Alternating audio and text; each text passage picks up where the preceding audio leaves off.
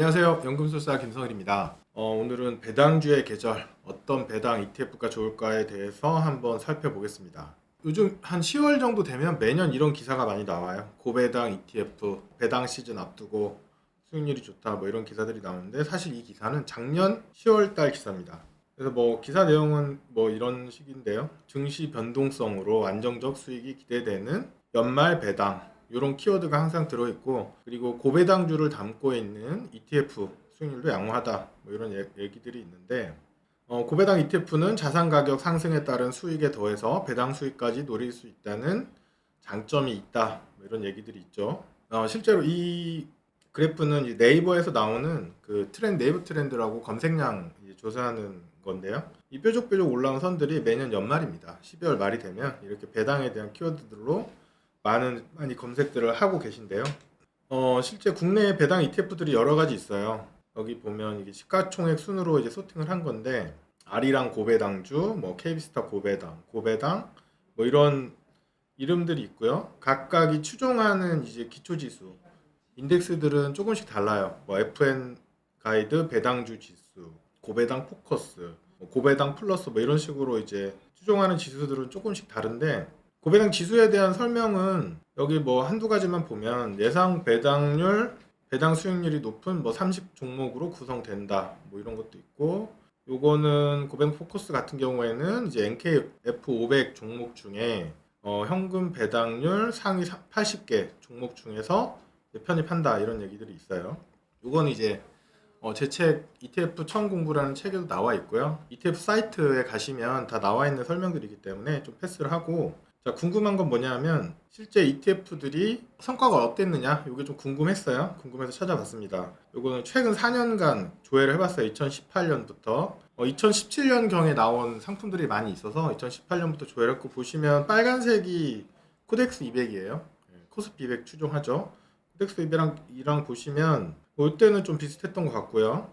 이때는 이제 코스피가 좀 더 좋았던 것 같고, 이때는 뭐 배당주가 좀 좋았던 것 같아요. 그래서 전체적으로 하락할 때 하락하고 상승할 때 뭐 비슷하게 상승하지 않나라는 생각이 좀 드는데, 상관관계를 분석을 해보면 상관관계가 굉장히 높죠. KB스타 고배당 같은 경우에는 코스피랑 0.9 정도 높고, 코세프 고배당이 이제 0.7 정도, 꽤 높은 편이긴 해요. 그래서 이렇게 보시면 고배당 ETF들이 코덱스 200 대비 상대적인 성과를 표시를 한 거예요. 그래서 2020년 같은 경우에는 고배당보다 코덱스가 더 좋았고요. 그 다음에 21년, 22년에는 이제 고배당 ETF가 성과가 상대적으로 이만큼 더 좋았다는 얘기입니다. 보시면 2018년에는 코스피가 더 좋았고요. 19년, 20년에는 이제 배당주가 더 좋았고, 21년, 22년에는 다시 코스피가 더 좋았다, 이렇게 볼 수 있는데, 이게 누적해서 보면 상장 이후에 이제 수익률의 누적이에요. 누적을 보시면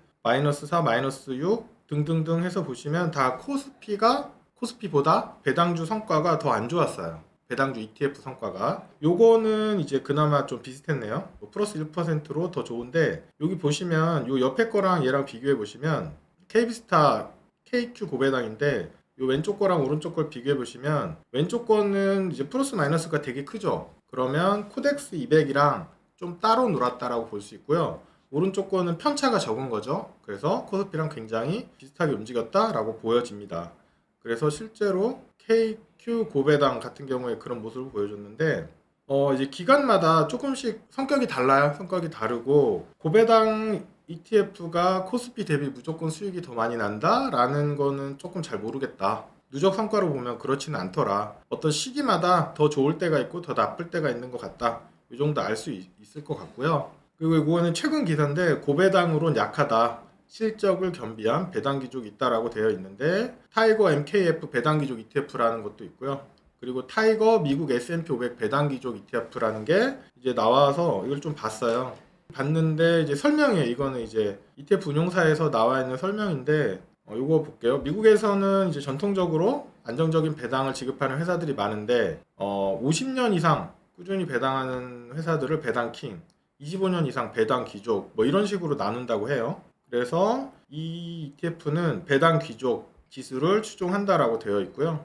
여기 밑에 그림을 보시면 배당과 성장을 동시에 추구한다라고 되어 있죠. 배당 성장주. 그래서 배당 수익률에 주가 수익률을 동시에 추구할 수 있는 기회다라고 되어 있어요.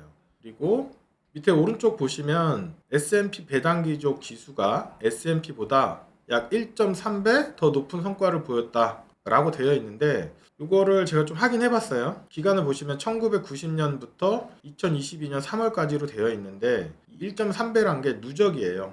약 22년간의 누적 성과인데 제가 좀 확인을 해봤어요. 그래서 이 ETF 설명서에 나와 있는 기초지수가 여기 보면 SPDAU DP라고 되어 있는데, 이건 뭐냐면 S&P 500 배당 귀족에서 프라이스 인덱스입니다. 프라이스. 토털 리턴이 아니고 가격 지수를 가지고 한 거예요. 가격 지수를 가지고 한 건데 제가 직접 한번 조회를 해봤고요. 요거는 이제 블룸버그에서 조회를 한 데이터입니다. 보시면 배당 귀족 PR, 저 ETF가 추종하는 이 지수는 누적으로는 뭐 이렇고요. 32년간 조회를 90년부터니까 32년이에요. 32년간 연 8.4%의 성과를 보였고요. S&P 500 PR은 연 7.3%입니다. 그래서 배당 귀족이 약 1.1% 더 좋은 성과를 보였어요. 그래서 1.3배 더 좋다는 게 뭐냐면 요 기간 수익률이랑 했을 때 얘가 더 누적으로 더 성과가 좋다는 얘기인데, 사실은 저희는 S&P 500을 배당을 받으면서 투자를 할 수 있잖아요. 이미 국내에도 S&P 500 토탈 리턴 상품들이 나와 있어요. 그래서 비교를 할 거면 S&P 500 PR 지수랑 비교하는 게 아니라 S&P 500 TR 지수, 토탈 리턴 지수랑 비교를 하는 게 맞지 않나라는 생각이 들고요. 이걸 같이 조회를 해봤더니 얘는 연 9.5% 수익률이 나왔어요. 배당이 다 나왔으니까. 여기 보시면 배당률이 2.2% 정도 되죠. 지난 32년간. 그래서 배당 귀족 ETF가 S&P 500 토탈 리턴보다 오히려 한 연 1.1% 성과가 안 좋더라 라는 게 뭐 제가 조회해본 바입니다. 그래서 비교의 대상이 S&P 500이 아니라 S&P 500 토탈 리턴으로 해야 되지 않았을까라는 생각이 좀 들고요. 근데 이제 많은 배당주 투자를 하시는 분들 중에 많은 분들이 이제 배당으로 생활비를 하고 싶었다라는 이제 목적들이 있는데, 그거에 대한 솔루션을 캔피셔가 이렇게 제시를 해요. 캔피셔가 쓴 주식시장의 17가지 미신, 페이지 2 북스에서 나온 책인데, 이 책에서 보면 캔피셔가 어떤 단어를 쓰냐면 자가배당이라는 말을 써요. 그래서 굉장히 좋은 아이디어다라고 생각이 들어서 이제 인용을 했고요. 이 책에서 인용한 내용을 읽어드릴게요. 포트폴리오에 배당주와 채권을 잔뜩 채우지 않고서도 현금 흐름을 얻으려면 어떤 방법이 있을까? 단 주식을 팔고 싶지 않다면. 배당주 투자하시는 분들이 이제 이런 심리를 갖고 계시죠. 근데 이제 캠피셔가 이렇게 얘기해요. 왜 주식을 팔지 않으려 하는가? 주식은 팔라고 있는 것이다, 이런 얘기를 하고, 이른바 자가배당 전략이 있다. 이건 뭐냐면 최적 자산 배분을 유지하면서 포트폴리오에서 현금을 빼내는 방법이다, 이렇게 얘기를 해요. 이렇게 하려면 주식을 팔아야 한다. 근데 사람들 대부분은 보유주식 매도를 꺼린다. 그러나 개별 종목을 사고 파는 데 들어가는 비용은 매우 싸다. 그래서 포트폴리오의 자산 배분을 최적으로 유지하면서 필요할 때마다 주식을 팔아 현금 흐름을 뽑아내는 일은 전혀 어렵지 않다. 실제로 저도 캠피셔 의견에 100% 동감합니다. 일단 뭐 저 같은 경우에 자산 배분 투자를 하니까, 투자를 하다가 생활비가 필요하잖아요. 생활비 필요한 만큼 매도해서 쓰면 되거든요, 현금화 해가지고. 그래서 배당을 준다는 것 자체는 굉장히 큰 메리트가 있지만, 실질적으로 배당주 투자가 큰 효용이 있는지는 아까 보여드렸던 이제 수익률 검증에서 본 것처럼 크게 효과가 있다라고 보기는 좀 어렵지 않나라는 생각이 들고, 오히려 자가배당이라는 어떤 전략을 통해서 생활비나 이런 자금의 목적을 충족시킬 수 있을 것 같다라는 생각이 들어요. 그래서 누구나 이제 요 생활비 만들어주는 요 시스템을 원하거든요. 그래서 저도 마찬가지로 요거를 이제 구상을 하고 있고, 사실은 상당 부분 이제 어느 정도 세팅은 돼 있는데, 그래서 저희 이제 향후에 출시될 서비스에는 요런 기능도 좀 넣을 예정입니다. 오늘 들어주셔서 감사합니다.